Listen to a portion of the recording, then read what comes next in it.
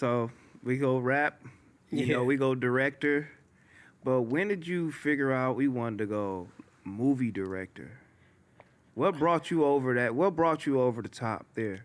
Well, I mean, so, I was doing music videos, and like the more success Overdose got, they got signed. So like the budgets got bigger, and I was able to develop relationships with other artists, like other bigger artists. So started working with Pharrell, started working with Childish Gambino and Anderson .Paak, like on another level. And, I started doing some commercial work. I did Old Town Road. I did that music video. And, I got a Grammy off of that. You know what I'm saying? Talk about it. I didn't know that. I didn't know that. Yeah. We got the VMA and the Grammy for Video of the Year. Wow, so I'm up here with a Grammy award winning director. VMA winning too? Yeah, I didn't know that. You know what I'm saying? I didn't know that either. I love that's how regular we is out here. Yeah. I really did not know that, man. Congratulations on that, bro. Yeah, and even if you go back and look at that video, right? It's like, I remember when they sent me the song, right? I had just got married. I was on the honeymoon for like 2 months, and they sent me an email like, yo, can you write a treatment for this song? And I remember being like, all right, let me just figure this out, get back in the groove of working. And I played the song, and I literally responded back to the email, is this a joke? And that was Old Town Road, right? And I was like, fuck it, I'm about to write a treatment anyway, just to get back in the groove. And then, I thought to myself, like, what would it be like, an episode of Atlanta if like a cowboy came back to the hood, a cowboy from the past came back to the hood? Like, how would that, what would that look like? And I thought about it from an LA sense too, right? So that's why I got like Watts Homie Quan in the video. Mm-hmm. We got Vince Staples. The idea is that if a cowboy came back, he'd like, niggas in the hood would be taking pictures of him, trying to race their Impala versus their horse, just doing weird shit. When he get his big cowboy suit, he get it custom made at the Slauson. You know what I mean? Just like all those references are in that video, but it's literally the biggest song ever. You know what I'm saying? So like that, like I said, that's my formula. Is just taking my surroundings and finding a way to flip it and make it, mainstream. That's fine. How was it being around that young man? Because he didn't come out as being gay then, too, either. No, he was good. He was cool, bro. I mean, he was super nervous. Like, it was his first time being on camera. And I remember, like, we were filming on, like, a Friday and then a Monday, right? And so on Friday, he was, like, hella nervous. Like, I remember him coming to me like, man, you think this is cool? Like, you think this is going to work? And I was like, yeah, bro, you straight. Like, this shit's cool. And then that Saturday, he performed for the first time. He performed Old Town Road in front of, like, who knows, 100,000 people, and they all knew it. And it was his first time performing it. And he came back to set on Monday with a joint in his mouth. What's up, Cal? What we doing, baby? You know what I'm saying? He was, you know what I'm saying? That's what I'm saying. He was different then. Then once he came out, everything was Pink Cowboy. Yeah. And the whole little shit. He started transitioning crazy. Yeah, I think he just felt like confident that people fuck with him. Yeah. And as long as people fuck with him, he was like able to like, and he was super smart, bro. Like he would tell me certain shit like, yo, we should make this scene like 5 seconds long because that's how long, TikTok is. And like, we can make this into a clip. You know what I'm saying? Like this shit'll go viral just by just this clip alone. And so we kind of use that formula to create like a big music video. But yeah, so all that stuff was happening for me. I was doing, the Old Town Road. I did like 2 Super Bowl commercials in 1 year. And this is like all happening at one time. And I remember they announced that the writers from Atlanta were writing the House Party script. And so I knew them from working with Childish Gambino and working with Overdose. And so I literally DM'd the writer like, yo, bro, I need first dibs on House Party.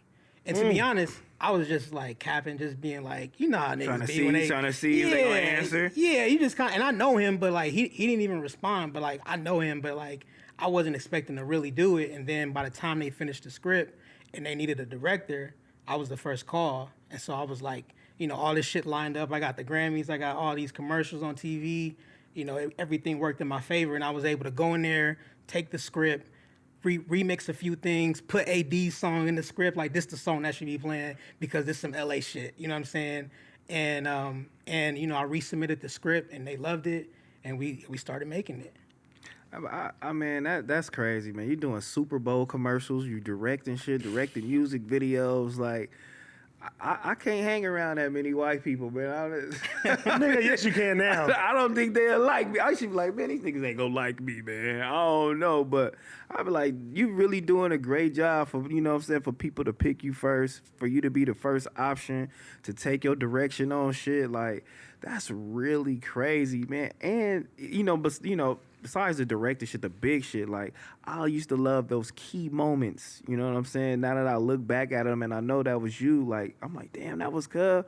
You capturing Nipsey on these key moments, you feel me, on Slauson, and then you capturing Big Sean with Taz Arnold, you feel me, doing the lookbook. Yeah, I was there for that. That's crazy. Yeah, it's funny, like the whole Tisa thing. Like I used to follow Taz around, like doing all his like vlogging and like video shit back in the day, him and Bailey and all them. So I know like the whole, Tyga and all ins them. and outs, yeah, for sure, bro. Tyga had did it first before Big Sean, but then like he had wore his clothes, but then Big Sean, like, he was like, I'm gonna take this, I'm gonna do the lookbook, nigga. Shame on you. Yeah, that was a big deal. That shit, at the time, that was a big brand. Deal, lucky. Yeah. I wanted a Tisa hat bad. I couldn't get one. We was wearing bro. Tisa hats so much, like he used to come over to the house, and that's how we started Last Kings. I'm like, bro, Yeah, like, I already what know. does this mean? You feel me? Like, what do you represent? And he started breaking it down to me. See, the thing about Taz too, Taz is just like, I love Taz so much because he's so like, mentally Bruh, on a whole super nother level. intellectual, yeah. But at the same time, this nigga went to Washington. Yeah. You know what I'm saying? So I think like it's funny because I actually met Taz on a Kanye West video shoot. I was an extra in the Kanye video, and I had saw him with Kanye, and I kind of like knew about him a little bit, and that's when I first met him. But I had no clue like he was from the city like that.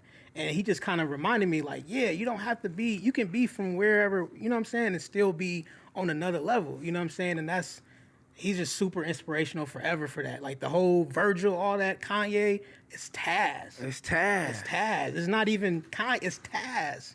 You know what I'm saying? Yeah, man. Man, driving them BMWs, you Yep. feel me? Old polo shit, cracking vintage shit. Shout out Taz Arnold, you Yep. feel me? Like, and I hit that nigga too, like, bro, can I interview you? Yeah, y'all. It's almost like he and Virgil.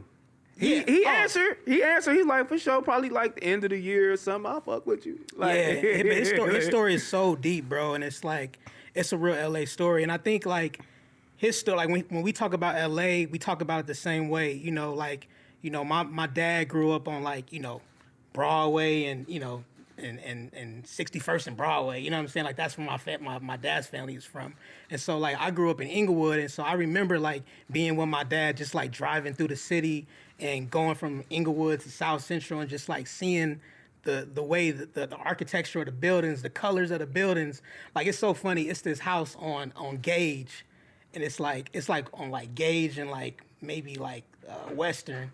And it's like a 3-story house, and it look weird. It got all these crazy angles. yeah. You know exactly what I'm talking about, right? Talking about. Like that's like me and my dad. We used to drive past that house all the time, and we used to call it the crazy house because that shit looked crazy. It looked crazy. It looked like a little kid drew a 3-story house, and that's how they built the house. But it's in the middle of the hood. And I remember being a kid and like just driving past it, and like that sparked my imagination. You know what I'm saying? So like if I ever get a chance to make like a kids movie or a Wes Anderson type of, Dr. Seuss type of movie, I'm referencing the crazy house. You know what I'm saying? And so it's just like growing up in LA and just seeing the colors and the way the girls dress and like the gold necklace on the brown skin, like those are all my references that I try to sample in my work, like regardless of what it is. Like I'm trying to bring that out, throughout everything I do. Yo, we just hit 400,000 subscribers right here on the Clips channel. So if you want to help us out, click subscribe, get us to 500K. Yeah.